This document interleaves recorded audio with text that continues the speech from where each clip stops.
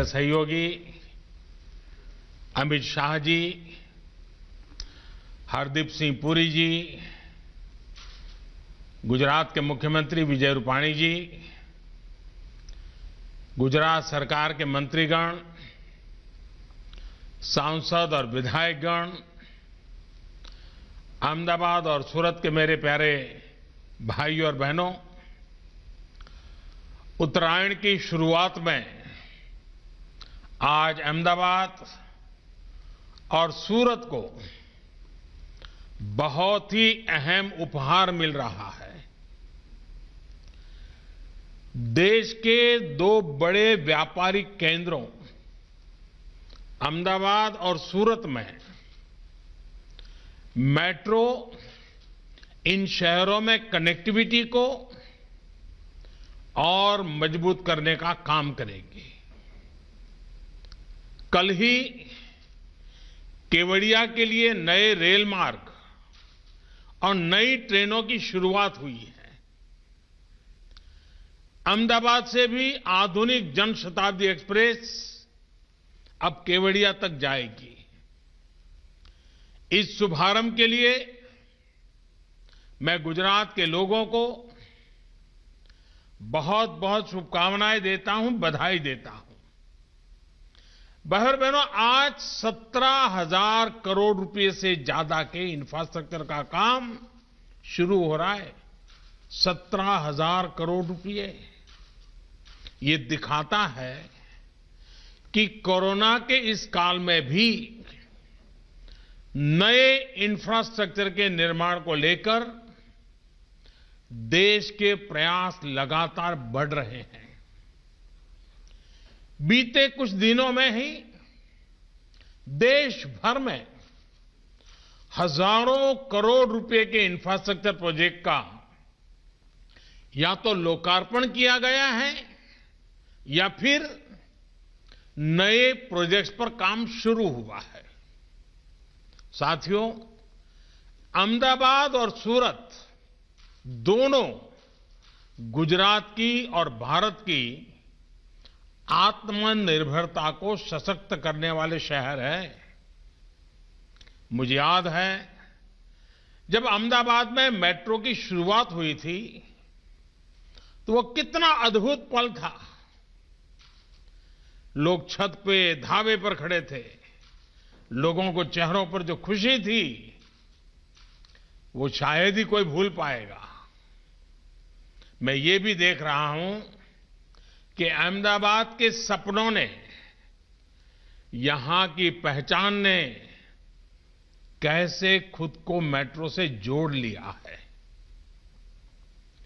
अब आज से अहमदाबाद मेट्रो के दूसरे चरण पर काम शुरू हो रहा है। अहमदाबाद मेट्रो रेल प्रोजेक्ट में अब मोटेरा स्टेडियम से महात्मा मंदिर तक एक कॉरिडोर बनेगा और दूसरे कॉरिडोर से जीएनएलयू और गिफ्ट सिटी आपस में जुड़ेंगे। इसका लाभ शहर के लाखों लोगों को होगा। साथियों, अहमदाबाद के बाद सूरत गुजरात का दूसरा बड़ा शहर है जो मेट्रो जैसे आधुनिक पब्लिक ट्रांसपोर्ट सिस्टम से जुड़ेगा। सूरत में मेट्रो नेटवर्क तो एक प्रकार से पूरे शहर के महत्वपूर्ण व्यापारिक केंद्रों को आपस में कनेक्ट करेगा। एक कॉरिडोर सरथना को ड्रीम सिटी से तो दूसरा कॉरिडोर भैसन को सरौली लाइन से जोड़ेगा। मेट्रो के इन प्रोजेक्ट की सबसे बड़ी खासियत यह है कि ये आने वाले वर्षों की जरूरतों का आकलन करते हुए भी बनाए जा रहे हैं। यानी जो आज इन्वेस्टमेंट हो रहा है उससे हमारे शहरों को आने वाले कई सालों तक बेहतर सुविधाएं मिलेगी। भाई और बहनों, पहले की सरकारों की जो अप्रोच थी, हमारी सरकार कैसे काम कर रही है, इसका बेहतरीन उदाहरण क्या फर्क था, ये बहुत भली भांति देश में मेट्रो नेटवर्क का विस्तार से पता चलता है। 2014 से पहले के 10-12 साल में सिर्फ 250 किलोमीटर मेट्रो लाइन ऑपरेशनल हुई थी। वहीं बीते 6 साल में 450 किलोमीटर से ज्यादा मेट्रो नेटवर्क चालू हो चुका है। इस समय देश के 27 शहरों में 1000 किलोमीटर से ज्यादा के नए मेट्रो नेटवर्क पर काम चल रहा है।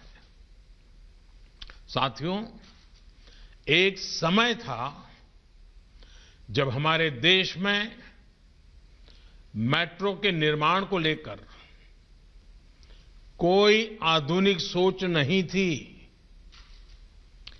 देश की कोई मेट्रो पॉलिसी भी नहीं थी।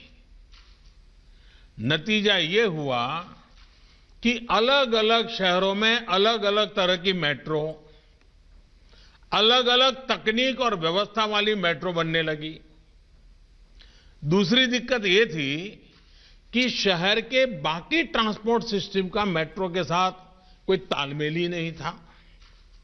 आज हम शहरों के ट्रांसपोर्टेशन को एक इंटीग्रेटेड सिस्टम के तौर पर विकसित कर रहे हैं। यानी बस, मेट्रो, रेल सब अपने अपने हिसाब से नहीं दौड़े, बल्कि एक सामूहिक व्यवस्था के तौर पर काम करें, एक दूसरे को पूरक बने। यहां अहमदाबाद मेट्रो में ही जो नेशनल कॉमन मोबिलिटी कार्ड, जब मैं वहां आया था, लॉन्च हुआ था, वो भविष्य में इस इंटीग्रेशन में और मदद करने जा रहा है। साथियों, हमारे शहरों की आज की क्या जरूरत है और आने वाले 10-12 सालों में क्या जरूरत होगी, इस विजन को लेकर हमने काम शुरू किया। अब जैसे सूरत और गांधीनगर को ही ले लीजिए। 2 दशक पहले सूरत की चर्चा इसके विकास से भी ज्यादा प्लेग जैसी महामारी के लिए होती थी। लेकिन सूरत वासियों में सभी को गला लगाने का जो स्वाभाविक गुण है, उसने स्थितियों को बदलना शुरू कर दिया। हमने हर उद्यम को गले लगाने वाली सूरत स्पिरिट, ये सूरत स्पिरिट पे बल दिया। आज सूरत आबादी के लिहाज से एक तरफ देश का 8वां बड़ा शहर है, लेकिन दुनिया का 4था सबसे तेजी से विकसित होता शहर भी है। दुनिया के हर 10 हीरो में से 9 सूरत में तरासे जाते हैं। आज देश में कुल मैन मेड फैब्रिक का 40% और मैन मेड फाइबर का करीब 30% प्रोडक्शन हमारे सूरत में होता है। आज सूरत देश का दूसरा सबसे स्वच्छ शहर है। भाइयों और बहनों, ये सब कुछ एक बेहतर प्लानिंग और संपूर्णता की सोच के साथ संभव हो पाया है। पहले सूरत में करीब 20% आबादी झुग्गियों में रहती थी। अब गरीबों को पक्के घर मिलने से ये घट करके 6% रह गई है। शहर को भीड़भाड़ से मुक्त करने के लिए बेहतर ट्रैफिक मैनेजमेंट से लेकर अनेक दूसरे कदम उठाए। आज सूरत में 100 से ज्यादा पुल हैं, जिनमें से 80 से ज्यादा बीते 20 सालों में बनाए गए हैं और 8 पुलों का निर्माण जारी भी है। इसी तरह सीवेज ट्रीटमेंट प्लांट्स, इसकी कैपेसिटी बढ़ाई गई। आज सूरत में करीब 1 दर्जन सीवेज ट्रीटमेंट प्लांट्स हैं। सीवेज ट्रीटमेंट से ही सूरत को आज करीब 100 करोड़ रुपए की आय प्राप्त हो रही है। बीते सालों में सूरत में बेहतरीन आधुनिक अस्पतालों का निर्माण किया गया। इन सभी प्रयासों से सूरत में ईज ऑफ लिविंग बेहतर हुई। आज हम देखते हैं कि सूरत एक भारत श्रेष्ठ भारत का कितना बेहतर उदाहरण है। यहां में पूर्वांचल, ओडिशा, झारखंड, पश्चिम बंगाल, नॉर्थ ईस्ट, देश के कोने कोने से अपना भाग्य चमकाने के लिए आए हुए लोग, हमारे उद्यमी लोग, शिस्त और समर्पण के साथ लगे हुए लोग, एक प्रकार से जीता जागता सपनों से भरा हुआ लघु भारत सूरत की धरती पर पनपा है। ये सभी साथी मिलकर सूरत के विकास को नई बुलंदी देने के लिए काम कर रहे हैं। साथियों, इसी तरह गांधीनगर पहले की उसकी पहचान क्या होती थी? ये शहर सरकारी नौकरी करने वालों का, रिटायर्ड लोगों का एक प्रकार से ढीला ढाला सुस्त ऐसा एक क्षेत्र बन गया था। उसको शहर ही नहीं कह सकते। लेकिन पिछले कुछ सालों में हमने गांधीनगर की इस छवि को तेजी से बदलते हुए देखा है। अब जहां कहीं भी जाएंगे, गांधीनगर में आपको युवा दिखेंगे, नौजवान दिखेंगे, सपनों का अंबार दिखेगा। आज गांधीनगर की पहचान है IIT Gandhinagar, Gujarat national law university, national forensic science university, Raksha Shakti university, NIFT. आज गांधीनगर की पहचान है Pandit Deendayal petroleum university, Indian institute of teachers education, Dhirubhai Ambani institute of information and communication technology, national institute of design, बाइसेक्ट। अनगिनत मैं कह सकता हूं। इतने कम समय में भारत का भाग्य गढ़ने वाले लोगों का गढ़ना, निर्माण कार्य गांधीनगर की धरती पे हो रहा है।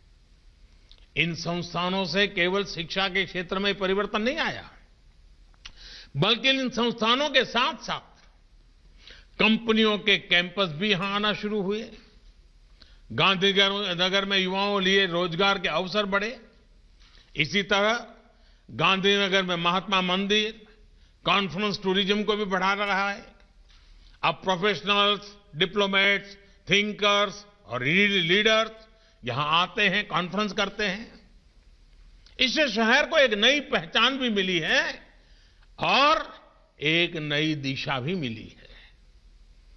आज गांधीनगर के शिक्षा संस्थानों, आधुनिक रेलवे स्टेशन, गिफ्ट सिटी, ऐसे प्रोजेक्ट्स, इंफ्रा के अनेक आधुनिक प्रोजेक्ट्स, इसने गांधीनगर को जीवंत कर दिया है।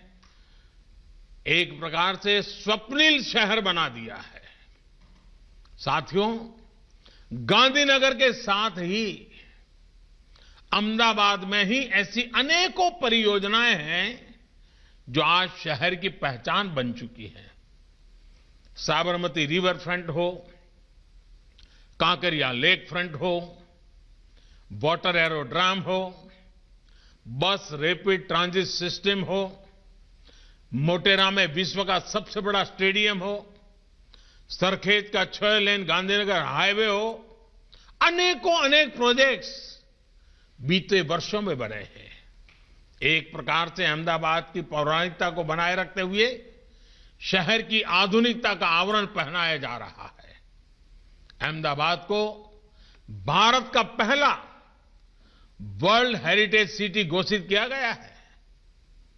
अब अहमदाबाद के पास धौलेरा में नया एयरपोर्ट भी बनने वाला है। इस एयरपोर्ट को अहमदाबाद से कनेक्ट करने के लिए अहमदाबाद धौलेरा मोनोरेल को भी हाल में स्वीकृति दी जा चुकी है। इसी तरह अहमदाबाद और सूरत को देश की आर्थिक राजधानी मुंबई से जोड़ने वाली बुलेट ट्रेन पर भी काम की प्रगति पर है। साथियों, गुजरात के शहरों के साथ साथ ग्रामीण विकास में भी बीते सालों में अभूतपूर्व विकास हुआ है। विशेष रूप से गांवों में सड़क, बिजली, पानी की स्थिति में कैसे बीते 2 दशकों में सुधार आया है, वो गुजरात की विकास यात्रा का बहुत अहम अध्याय है। आज गुजरात के हर गांव में ऑल वेदर रोड कनेक्टिविटी है। जनजातीय क्षेत्रों के गांवों में भी बेहतर सड़कें हैं। साथियों, हम में से अधिकांश ने वो दौर देखा है जब गुजरात के गांवों तक ट्रेन और टैंकरों से पानी पहुंचाना पड़ता था। आज गुजरात के हर गांव तक पानी पहुंच चुका है। इतना ही नहीं, अब करीब 80% घरों में नल से जल पहुंच रहा है। जल जीवन मिशन के तहत राज्य में 10 लाख नए पानी के कनेक्शन दिए गए हैं। बहुत जल्द गुजरात के हर घर तक नल से जल पहुंचने वाला है। साथियों, सिर्फ पीने का पानी ही नहीं, बल्कि सिंचाई के लिए भी आज गुजरात के उन क्षेत्रों तक पानी पहुंचा है जहां कभी सिंचाई की सुविधा असंभव मानी जाती थी। सपने में भी कोई सोचता नहीं था। सरदार सरोवर डैम हो, सौनी योजना हो, वाटर ग्रिड्स का नेटवर्क हो, गुजरात के सूखाग्रस्त क्षेत्रों को हरित करने के लिए बहुत व्यापक काम किया गया है। मां नर्मदा का पानी अब सैकड़ों किलोमीटर दूर कच्छ तक पहुंच रहा है। माइक्रो इरिगेशन के मामले में भी गुजरात देश के अग्रणी राज्यों में शामिल है। भाइयों और बहनों, गुजरात में कभी बिजली की भी भारी समस्या रहती थी। गांवों में तो और संकट भीषण था। आज गुजरात में पर्याप्त बिजली भी है और सौर ऊर्जा के निर्माण में देश का अग्रणी राज्य भी है। कुछ दिन पहले ही कच्छ में दुनिया के सबसे बड़े रिन्यूएबल एनर्जी के प्लांट के लिए काम शुरू हुआ है, जिसमें सोलार भी है, विंड भी है। आज किसानों तक सर्वोच्च योजना के तहत सिंचाई के लिए अलग से बिजली देने वाला गुजरात पहला राज्य बन रहा है। आरोग्य के क्षेत्र में गुजरात ने गांव-गांव में स्वास्थ्य सेवाओं को निरंतर सशक्त किया है। बीते 6 सालों में देश में स्वास्थ्य सेवा से जुड़ी योजनाएं शुरू हुई है, उनका भी लाभ गुजरात को बहुत व्यापक रूप से मिल रहा है। आयुष्मान भारत योजना के तहत गुजरात के 21 लाख लोगों को मुफ्त इलाज मिला है। सस्ती दवाइयां देने वाले 525 से ज्यादा जन औषधि केंद्र आज गुजरात में कार्यरत है। इसमें से लगभग 100 करोड़ रुपए की बचत गुजरात के सामान्य परिवार, खास करके मध्यम वर्ग, निम्न मध्यम वर्ग के परिवार, अगर उनके घर में बीमारी है तो सिर्फ इसके कारण 100 करोड़ रुपए जैसी रकम उनके जेब में बची है। ग्रामीण गरीबों को सस्ते घर दिलवाने में भी गुजरात तेजी से आगे बढ़ रहा है। पीएम आवास योजना ग्रामीण के तहत गुजरात के गांवों में 2.5 लाख से ज्यादा घर बनाए गए हैं। इसी तरह स्वच्छ भारत मिशन के तहत गुजरात के गांवों में 35 लाख से ज्यादा शौचालय का निर्माण हुआ है। गुजरात के गांवों के विकास के लिए कितनी तेजी से काम हो रहा है, इसका एक और उदाहरण है डिजिटल सेवा सेतु। इसके माध्यम से राशन कार्ड, जमीन से जुड़े कागज, पेंशन स्कीम, कई अन्य तरह के सर्टिफिकेट, ऐसी अनेक सेवाएं गांव के लोगों तक पहुंचाई जा रही हैं। ये सेतु पिछले साल अक्टूबर में ही लॉन्च किया गया था, यानी 4-5 महीने पहले, और मुझे बताया गया है कि जल्दी ही ये डिजिटल सेतु 8,000 गांवों तक पहुंचने वाला है। इसके माध्यम से 50 से अधिक सरकारी सेवाएं गांवों के लोगों को तक सीधी पहुंचेगी। मैं इस कार्य के लिए गुजरात सरकार की पूरी टीम को बहुत बहुत बधाई देता हूं। साथियों, आज भारत आत्मविश्वास के साथ फैसले ले रहा है, उन पर तेजी से अमल भी कर रहा है। आज भारत सिर्फ बड़ाई नहीं कर रहा है, आज भारत बेहतर भी कर रहा है। आज दुनिया की सबसे बड़ी प्रतिमा भारत में है। आज दुनिया के सबसे बड़ा अफोर्डेबल हाउसिंग प्रोग्राम भारत में चल रहा है। आज दुनिया का सबसे बड़ा हेल्थ केयर एश्योरेंस प्रोग्राम भी भारत में चल रहा है। 6 लाख गांवों को तेज इंटरनेट से जोड़ने का विराट काम भी भारत में ही हो रहा है। और परसों ही कोरोना संक्रमण के विरुद्ध दुनिया का सबसे बड़ा टीकाकरण अभियान भी भारत में ही शुरू हुआ है।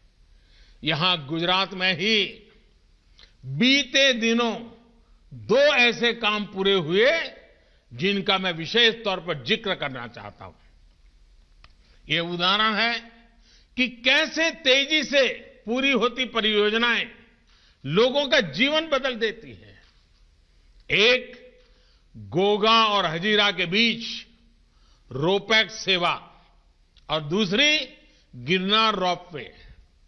साथियों, पिछले साल नवंबर में, यानी 4 महीने पहले, गोगा और हजीरा के बीच से ये रोपैक्स सेवा शुरू होने से सौराष्ट्र और दक्षिण गुजरात दोनों ही क्षेत्रों के लोगों का वर्षों का इंतजार समाप्त हुआ है और वहां के लोगों को इसका बहुत लाभ हो रहा है। इस सेवा से गोगा और हजीरा के बीच सड़क की दूरी 450 किलोमीटर की है, वो समंदर के रास्ते सिर्फ 90 किलोमीटर ही रह गई है। यानी जिस दूरी को तय करने में पहले 10 से 12 घंटे लग जाते थे, अब वो 4-5 घंटे में ही पूरी हो जा रही है। यानी इससे हजारों लोगों का समय बच रहा है, पेट्रोल डीजल पर होने वाला खर्च बच रहा है, सड़क पर चलने वाली गाड़ियां कम होने से प्रदूषण कम करने में भी मदद मिली है।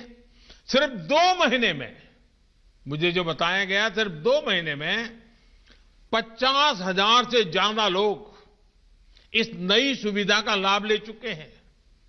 14,000 से ज्यादा गाड़ियां भी रोपैक्स फेरी से ले जाई गई हैं। सूरत के साथ सौराष्ट्र की इस नई कनेक्टिविटी ने सौराष्ट्र के किसानों और पशुपालकों को फल, सब्जी और दूध सूरत पहुंचाने का आसान मार्ग उपलब्ध कराया है। सड़क के रास्ते पहले फल, सब्जी और दूध ऐसी चीजें खराब हो जाती थी, पहुंचते पहुंचते ही बर्बाद हो जाता था। अब समंदर के रास्ते पशुपालकों और किसानों के उत्पाद और तेजी से शहरों तक पहुंच रहे हैं। वहीं सूरत में व्यापार कारोबार करने वाले साथियों और श्रमिक साथियों के लिए भी आना जाना इस फेरी सेवा से बहुत आसान हो गया है। साथियों, इस फेरी सर्विस से कुछ सप्ताह पहले ही पिछले साल अक्टूबर के महीने में गिरनार में रोपवे शुरू हुआ था, वो भी करीब 4-5 महीने पहले। पहले गिरनार पर्वत पर दर्शन करने जाने के लिए 9,000 सीढ़ियां चढ़कर जाने का ही विकल्प था। अब रोपवे ने श्रद्धालुओं को एक और सुविधा दी है। पहले मंदिर तक जाने में 5-6 घंटे लग जाते थे, अब लोग कुछ मिनट में ही वो दूरी तय कर लेते हैं। मुझे बताया गया है कि सिर्फ 2.5 महीने में ही अब तक 2,13,000 से ज्यादा लोग इसका लाभ उठा चुके हैं। आप कल्पना कर सकते हैं, सिर्फ 2.5 महीने में 2 लाख से ज्यादा लोग। आज समझ सकते हैं कि कितनी बड़ी सेवा का काम हुआ है। और मुझे विश्वास है, खास करके जो बुजुर्ग माताएं, बहनें, बुजुर्ग परिवार के वरिष्ठ लोग ये जो यात्रा कर रहे हैं, मेरे जैसे अनेकों को उनके आशीर्वाद मिल रहे हैं, जो हमें और अधिक काम करने की ताकत देते हैं। भाइयों और बहनों, नए भारत का लक्ष्य लोगों की आवश्यकताओं को समझते हुए, आकांक्षाओं को समझते हुए, तेज गति से काम करते हुए प्राप्त किया जा सकता है। इसी दिशा एक और प्रयास है जिसकी लोगों में उतनी चर्चा नहीं होती जितनी होनी चाहिए। ये प्रयास है केंद्रीय स्तर पर प्रगति नाम से बनाई गई व्यवस्था। मैं जब गुजरात में था तो स्वागत कार्यक्रम की बड़ी चर्चा हो रही थी, लेकिन देश के अंदर प्रगति कार्यक्रम जो मेरा चल रहा है, देश की अलग अलग योजनाओं में, इंफ्रास्ट्रक्चर के प्रोजेक्ट में तेजी लाने के में इस प्रगति प्लेटफॉर्म का, प्रगति कार्यक्रम का बहुत बड़ी भूमिका है। यहां सरकार से जुड़े लोग जानते हैं कि प्रगति की बैठकों में मैं स्वयं भी घंटों तक बैठ करके राज्यों के अधिकारियों से एक एक प्रोजेक्ट की बारीकी से चर्चा करता हूं, उनकी समस्याओं का समाधान करने के लिए प्रयास करता हूं। प्रगति की बैठकों में मैं कोशिश करता हूं कि सभी स्टेक होल्डर्स के साथ सीधा संवाद करके दशकों से अटके हुए प्रोजेक्ट का कोई हल निकल सके। बीते 5 साल में प्रगति की बैठकों में 13 लाख करोड़ रुपए से ज्यादा के प्रोजेक्ट्स की समीक्षा हो चुकी है। इन बैठकों में देश के लिए जरूरी लेकिन वर्षों से अधूरी अनेक परियोजनाओं को रिव्यू करने के बाद उनका उचित समाधान किया गया है। साथियों, सालों से अटकी और लटकी योजनाओं को गति मिलने से सूरत जैसे हमारे शहरों को गति मिलती है।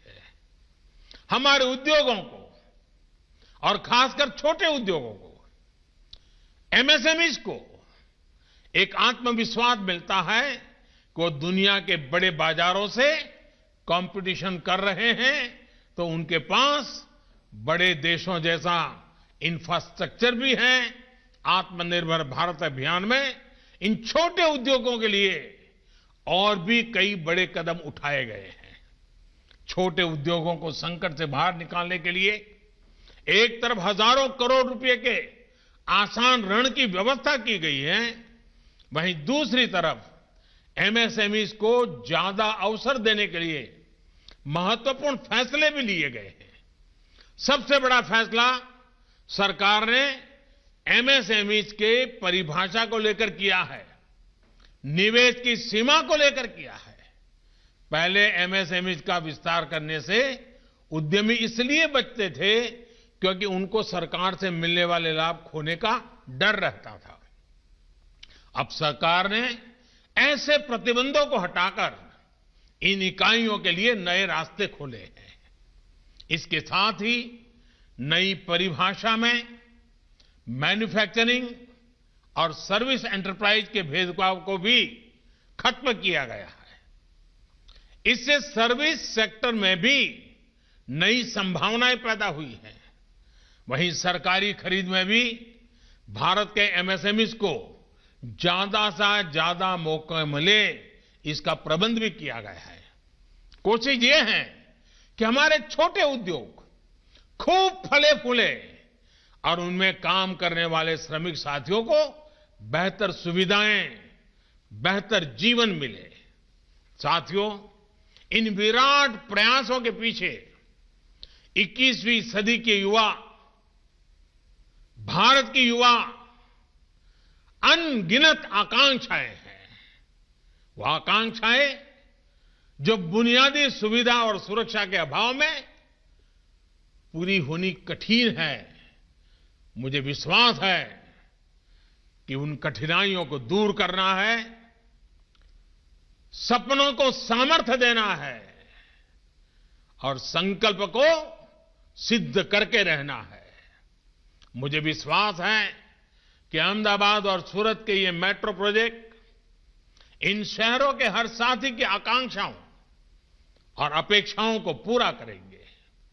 इसी विश्वास के साथ